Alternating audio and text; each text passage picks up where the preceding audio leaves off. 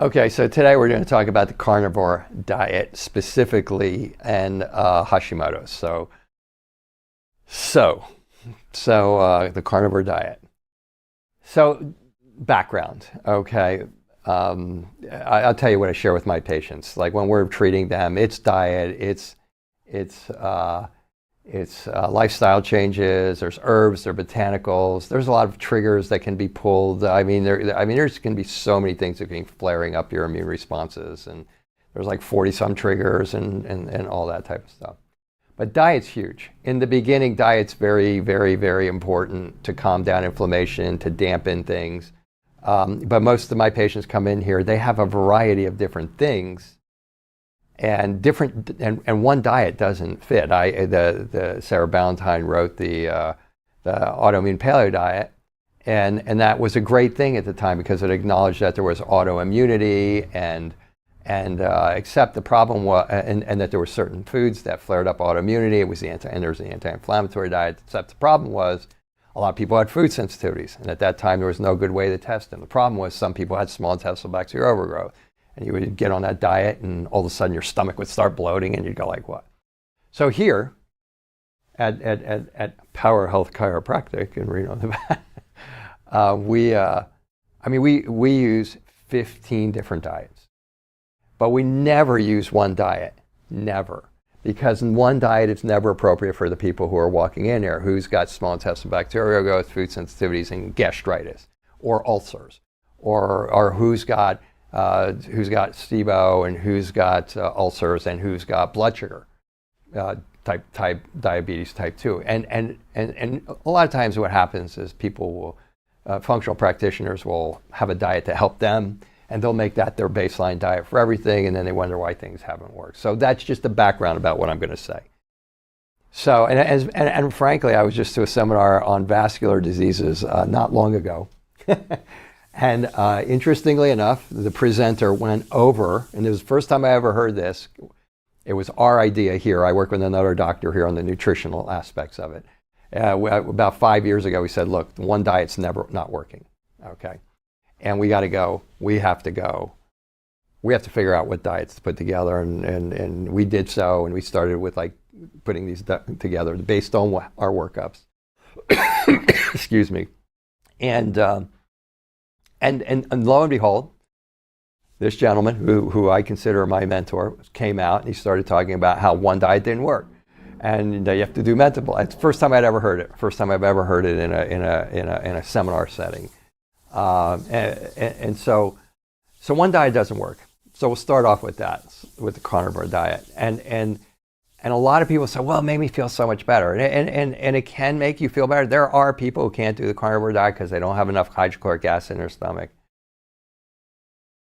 They can't do it because some people that the diet is actually inflammatory to them, and you're trying to dampen inflammation. I have someone in my family right now who's doing the carnivore diet and is losing weight like crazy and is thrilled because and I don't know as much that it's because he's doing a carnivore diet, but as much as the rest of his eating wasn't all that great, and now he's just concentrating on this, and he's probably going to go back because he's not going to eat the carnivore diet forever. Long-term effects of the carnivore diet is probably not good. By the way, in that seminar, we went over vegetarian diets, vegan diets. We went over every diet you've ever heard of, the paleo diet, the Mediterranean diet, the DASH diets, and all the diets and what they're good for and how to combine them. And when this presenter, who is one of the top researchers literally in the world in this stuff, when it came to the carnivore diet, he just kind of went, he goes, I don't know why anybody does that. He didn't really go on about that, but I'll tell you why he said that.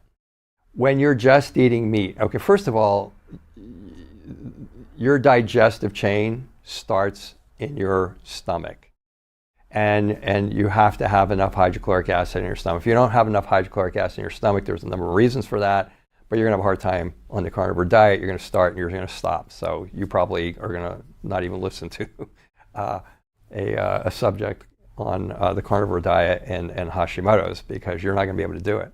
But for those people who can do it, for example, you will, at 65, there and abouts, people start losing the ability to make hydrochloric acid in their stomach because we're living longer.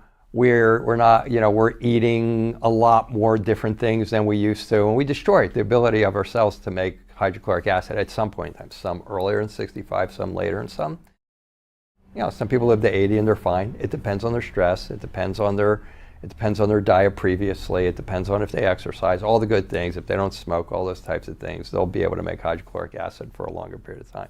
But if you start eating meat every day, all day long, and that's it, you are going to annihilate. You're going to annihilate the processes in your digestive system that make hydrochloric acid.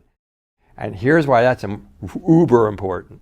So it's not just about the stomach, because then what happens is when you start, or if you're on the diet and you start getting a sense of fullness during or after meals, okay, that's the point where you need to stop. Oh, but I'm eating a lot of meat, so that makes sense. No. Okay, the acid is supposed to be breaking this stuff down. Okay, and if it's not, it sits there.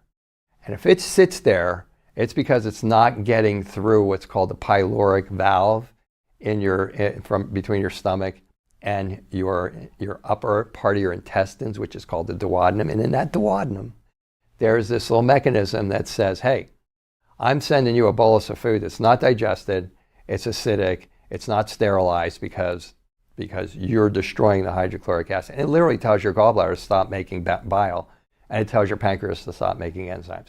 Now, you want to know how you get food sensitivities? This is how you get food sensitivities. You want to get food sensitivities to meat? Go on the carnivore diet. And eventually you break down that gut. And as it goes on, you're going to get, how do I know this? Because I see it. When I see people come in here who have the carnivore diet, this is the exact picture that I see over and over again. And you're not going to see a lot of this out there, but I've been in practice for 43 years, and I will tell you, I think this is my 43rd year, and I will tell you that you will observe things in clinical practice long before it gets out into literature, because everybody's afraid to say anything about it. We have to have a research project. We have to have 27 research projects, and 10 years later, they're going to go, oh, you know what? Doing that carnivore diet might not have been the greatest thing. And you've probably seen that through your lifetime, where they say you can do one thing and then later you can't do another. I think that's where this is going to go, but that's been my observation. So when people here are coming here on a carnivore diet, I know I'm going to have to check their gastrointestinal function. I know I'm going to have to make sure that they have proper hydrochloric acid, that their pancreas is working, and that they probably have developed leaky gut. You might lose a lot of weight on it, depending on who you are. It's very possible. But you're not eating any fruits or vegetables or anything like that. They did a 5-year study in Harvard called the Microbiome Project, and it came down to the United States had the worst microbiome in the world. And this tribe, and I can't remember the name of the tribe, the Uli tribe or something like that, some indigenous tribe, and I don't even remember if it was in Australia or wherever it was, but I think it was Australia. They had the best microbiome. Why? Because they were foraging around, eating 600 different vegetables a year, and they had the best microbiome, because it turns out a variety of vegetables is what builds the best microbiome, not pounding it with protein every day,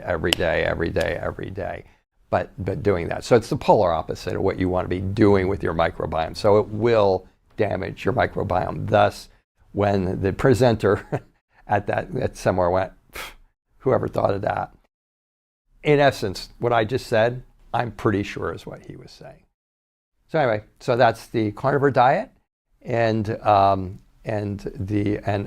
far as Hashimoto's go, it can temporarily calm some things down in a select group of people, but it isn't something that should be out there as a tool for the Hashimoto's patients, frankly, at all. So that's it.